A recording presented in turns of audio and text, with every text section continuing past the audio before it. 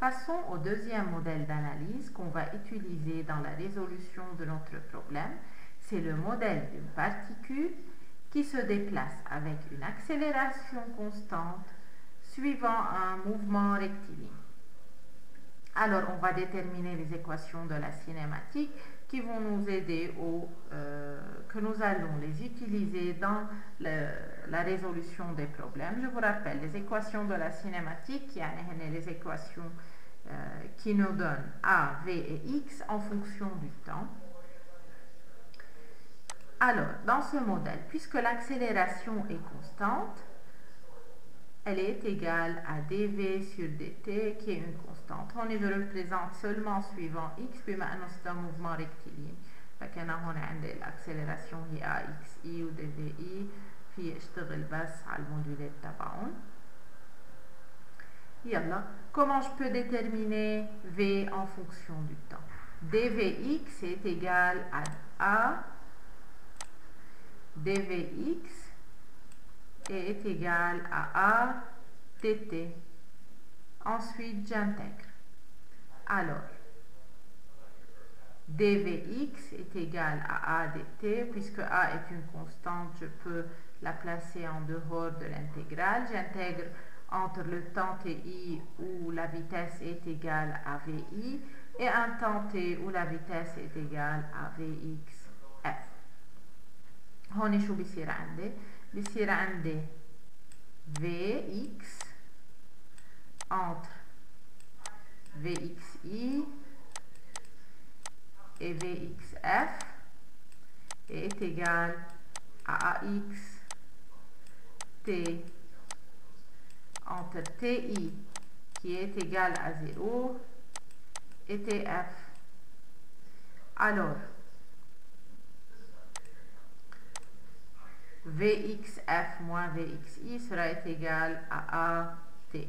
هون بذكركم أخذت 0 لأنه TI عندي كان est égal à 0 et l'équation qui me donne la vitesse de la particule à chaque instant est donnée par Vxf égale à Vxi plus AXT qui est une droite qui a comme pente AX et qui a comme intersection avec l'axe du temps Vxi. Déterminons maintenant x en fonction du temps. Je sais que Vxf est égal à dx sur dt. Alors dx est égal à Vxi plus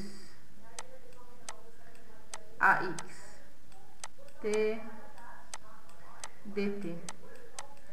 Maintenant, je peux intégrer entre le temps ti égale à 0 où x est égal à xi et un temps t où x est égal à xf. Ok? هون شو بيصير عندي؟ بيصير عندي x. Je vais mettre les bornes après. Sera égal à Vxi t plus AX, on est d'accord qu'on est une constante, T2 sur 2, bien sûr, entre TI égale à 0 et un temps T, où on est entre XI et XF. Ok? Alors, c'est l'intégrale. La forme finale est xf moins xi égale à vxit plus axt2 sur 2. Et l'équation qui me donne x en fonction du temps est égale à xi plus vxit plus axt2 sur 2. xi, c'est la position initiale de la particule au temps 0. Vxi, c'est la vitesse de la particule au temps t0, AX c'est l'accélération de la particule qui est constante, et T c'est le temps. Et maintenant, vous pouvez déterminer la position de la particule à chaque instant en connaissant l'accélération et les conditions initiales. يعني dans la résolution de l'exercice, nous allons chercher les conditions initiales au temps ti égale à 0. On va chercher ax pour savoir déterminer les autres variables. C'est une courbe, ok, où xi est l'intersection avec l'axe des temps au temps égal à 0.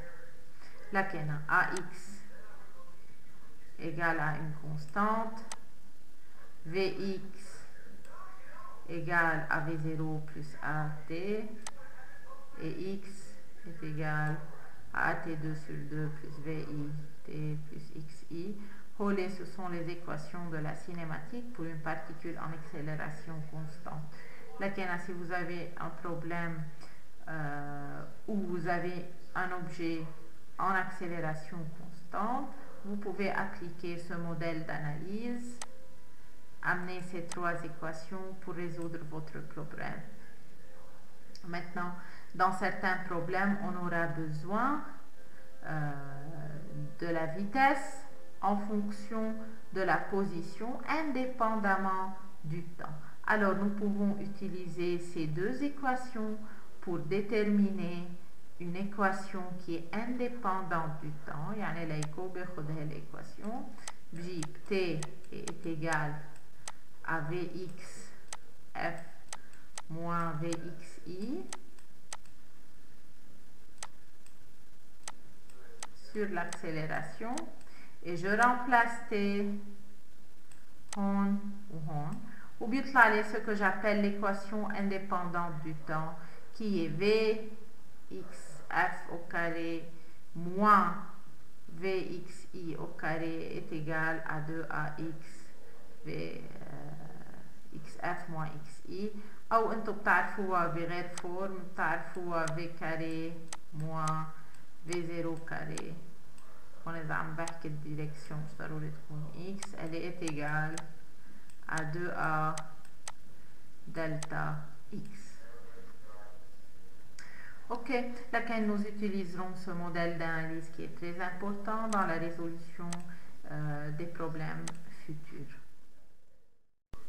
Alors, pour une particule qui se déplace en accélération constante, les équations de la cinématique seront v à chaque instant t est égal à vi, qui est la vitesse initiale, plus at.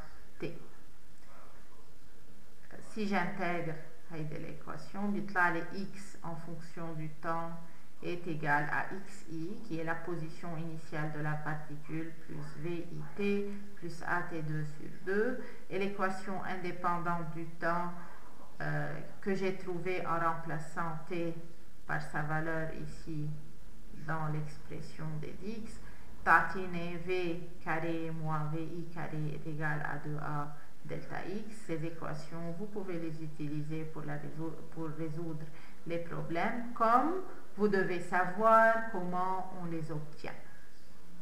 Regardons maintenant, dans le cas où l'accélération est nulle, si l'accélération a est nulle, que deviennent ces équations?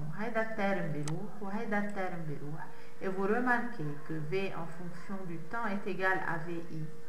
Alors v reste constante que le الوقت.